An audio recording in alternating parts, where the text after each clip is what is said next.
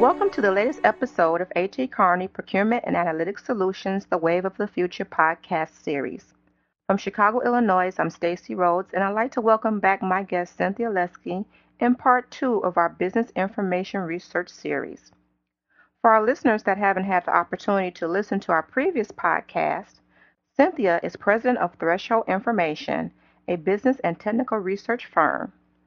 Threshold provides business information research and analysts, technical literature searching, and market and competitive intelligence newsletter services.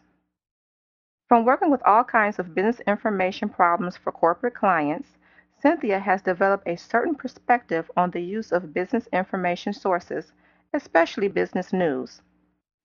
At a recent professional conference, she presented some ideas about the special challenges of using news sources. The title of that talk was Skeptical Knowledge Seeking, and she's here today to discuss the importance of this idea and how to incorporate it into our work to ensure better decisions.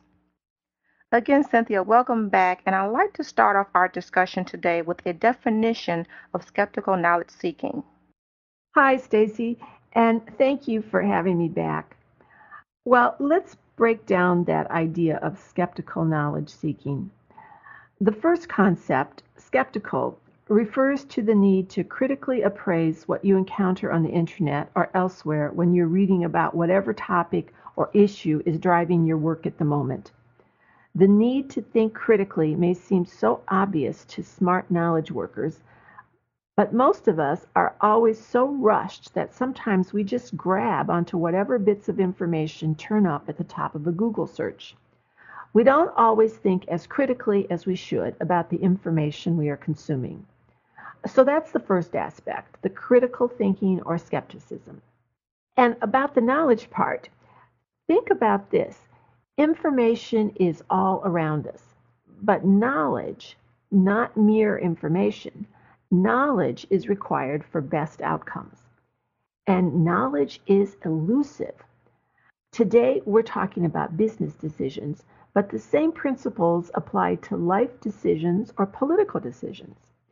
Real knowledge, or at the very least accurate information, requires active pursuit or seeking, rather than passive reception of the usual stream of information. So, skeptical knowledge seeking is the pursuit of real understanding of any kind of situation, whether it's understanding of a competitor or a market or understanding of a political candidate's positions. And that's a tall order. In most cases, we can only aspire to really getting all the facts straight and understanding something. So, Cynthia, what's standing in the way of getting the facts straight, as you put it?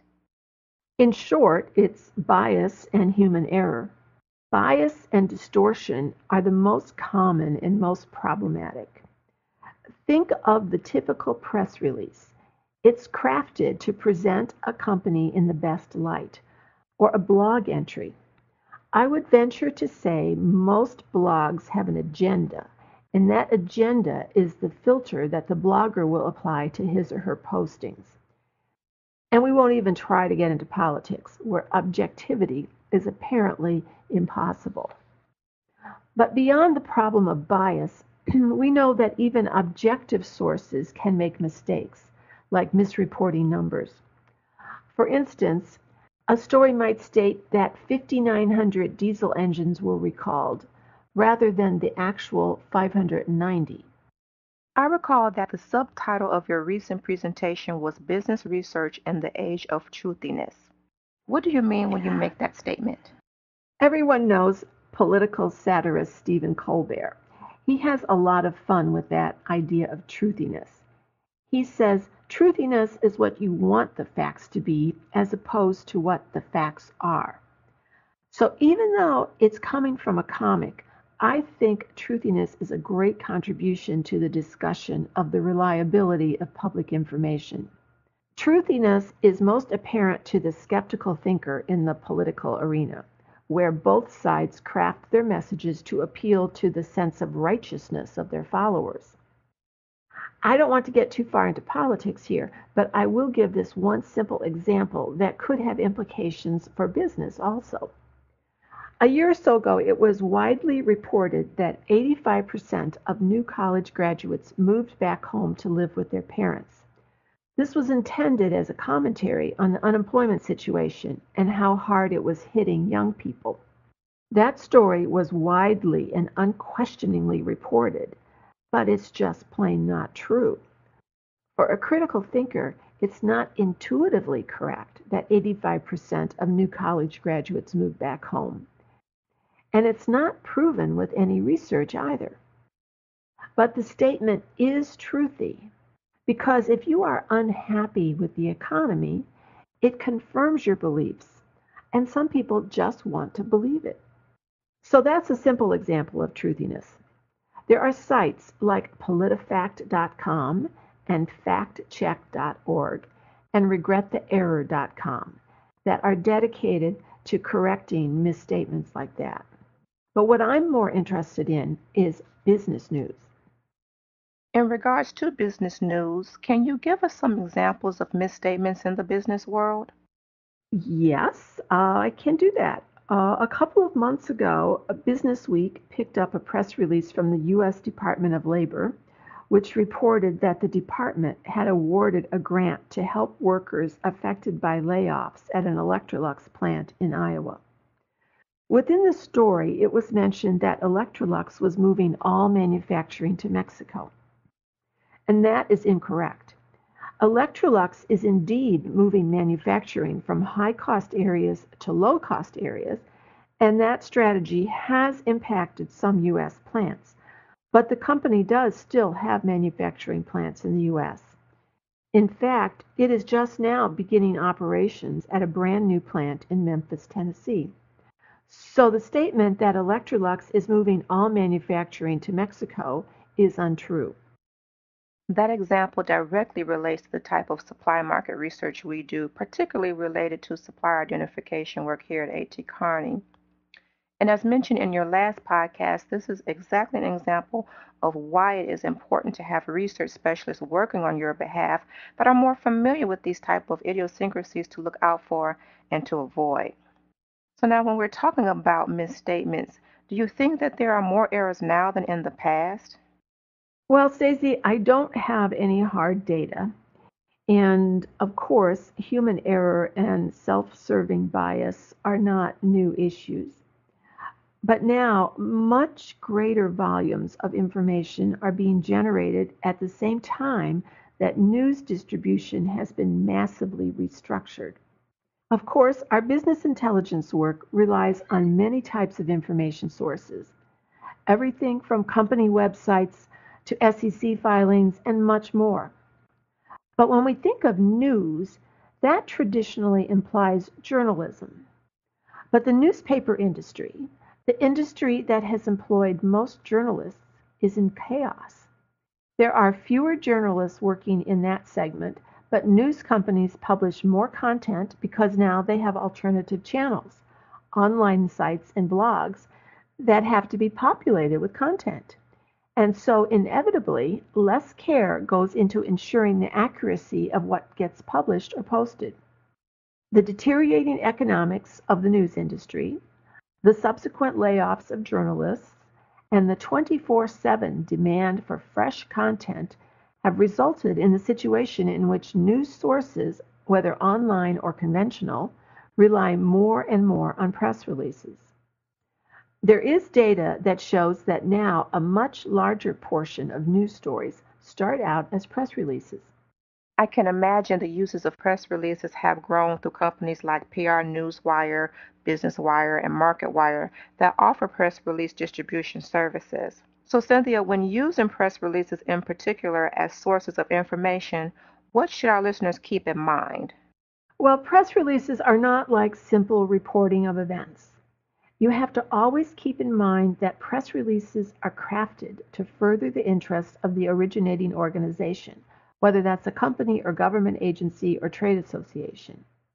So instead of a press release being the starting point that journalists would build on, possibly calling the issuing agency and asking for more information or clarification, press releases comprise the full story or are excerpted and changed to suit the interest of the publication, the blog, or the news aggregator that picks them up.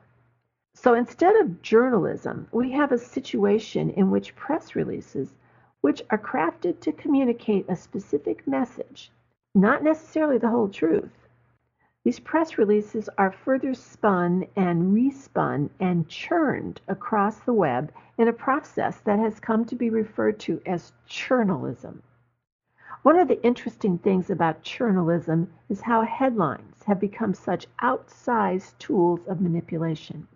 Here are two headlines that present the same story, the results of a poll conducted by the Associated Press. Remember, it's the exact same survey. The first headline says, "Poll exposes age discrimination in today's workplace." The second headline, the exact same story, says, "Working boomers say age a plus at office." So one headline for this survey points out the age discrimination issue, and another headline says age is a plus at the office. It was the same poll, but published in two different sites with vastly different agendas. And so the two headlines had diametrically opposed meanings. So what can someone who uses business information in their work do to detect errors and spot bias? Well, Stacy, when I speak to information pros, I remind them that they need the right mindset and the right skill set in order to deliver the best results to their clients. So right mindset, right skill set, right result set. The right mindset is skepticism or critical thinking. Whether your work is focused on research and information evaluation and analysis, as ours is at Threshold, or the research you do is preliminary to the marketing, consulting, strategic planning, or whatever else that is your real job, whatever the situation, the same advice holds. Be skeptical.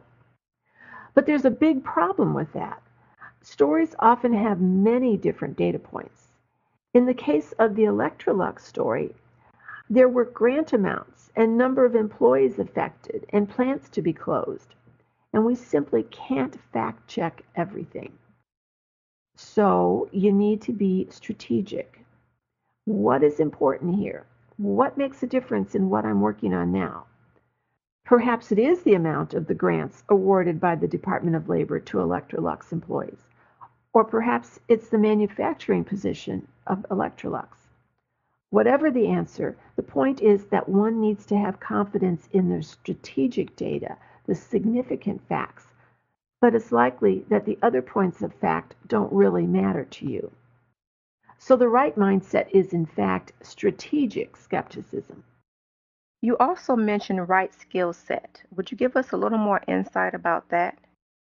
For research analysts, the right skill set includes techniques and specific knowledge of sources, but for most of our listeners, it is sufficient that they be aware of the type of source they're using. Are they picking up a press release from a company's newsroom page? There may be things left out, but at least the location of manufacturing sites, for instance, will be correct. But if it's a story that started as a government press release, the company information could be wrong. Or perhaps you're reading a blogger or a national news channel, either of which is subject to bias and inaccuracy, but in different ways. Or an industry publication is good for some things, but not for others. And an industry news aggregator has a different set of potential problems, quite unlike an academic journal, for instance. In short, it's really important to consider where the information is coming from and helpful to understand how information sources are created in order to evaluate and validate facts. Cynthia, I'm really glad you're sharing this insight because it is so easy now for anyone to comment or become a blogger on the internet, so information is everywhere. So to help detect errors and spot bias, we have the right mindset and the right skill set we should focus on. Those are neat and tidy, convenient categories. Is there anything else? There is one other element that sort of hovers between right mindset and right skill set, and that is intuition. Intuition is a complementary skill to skeptical thinking. Intuition is the accumulation of knowledge that you may not be able to articulate, but it leads you to sometimes recognize that a statement just doesn't look right. For instance, if you read that a company has set up a 250,000 gallon a year biorefinery to supply a major consumer products manufacturer, your intuition may tell you 250,000 gallons sounds pretty small to be supplying a major company. So you dig a little and you find that another story reports the same partnership with the same biorefiner, but with a 25 million gallon capacity. And your intuition tells you that that's the more accurate number. Another example is a story stating what will be manufactured at a plant, but describing machinery that can only be for making something else. One has to have some base knowledge of an industry to notice that, but you don't have to be an expert. Again, Cynthia, those are some great examples I can identify with related to the supply market research work I've performed. In summary, what are the most important key takeaways for our listeners today? Critical thinkers always question, and it's more important than ever to be a critical thinker because of the breakdown in traditional gatekeepers like journalism and the proliferation of information channels. So be thoughtful, active, engaged, think critically and strategically, allocating your attention to those facts that could make a difference. Those of us whose work focus is research should have a fairly sophisticated understanding of where content comes from. But the information gathered in support of any business decision or life decision should be based on information from sources or sites that you have reason to trust, not because you always agree with them, because that leads to a type of error called confirmation bias, but because you know and trust the origin of the stories to be factual. None of this is simple or foolproof, and we've just barely scratched the surface of the issues. But I do think it is useful to remind ourselves to be conscious of the potential for errors that may have significant business implications. Stacy, thank you for giving me this opportunity to talk about skeptical knowledge seeking. Well, that brings us to the end of this podcast on skeptical knowledge seeking. I'm Stacy Rhodes, and I'd like to thank Cynthia Lesky for being my guest today, and Tom Klein, our production engineer. Thank you for listening to this edition of The Wave of the Future. And if you have any comments regarding this podcast, please tweet them via our Twitter handle @ATKPAS. Alternatively, you can email us at podcast@atcarney.com. This has been an A.T. Carney Procurement and Analytic Solutions podcast production. Join us again next time for The Wave of the Future. And remember, sharing knowledge is powerful.